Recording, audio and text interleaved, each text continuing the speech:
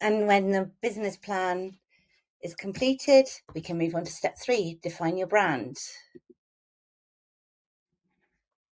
So again, the window will pop open so that you can have a chat.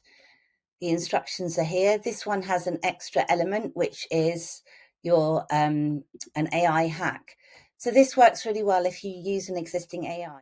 So if you copy and paste this into your chat, your AI chat, whether it be Claude or ChatGPT, you copy and paste this in, and that chat will give you the answers to the majority of these questions.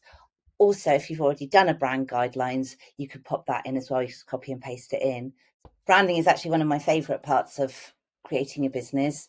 It's so much beyond sort of color schemes and fonts and things. It's really how you connect with your audience, not just visually, but also the tone of voice that you use and how you want to come across, whether you're playful or serious or comforting or welcoming.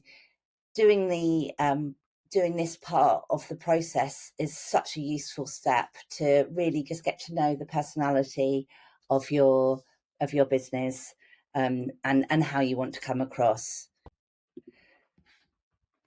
So everything is written here. You can ask it to listen. If you toggle on the chat, then you can record by holding the space bar.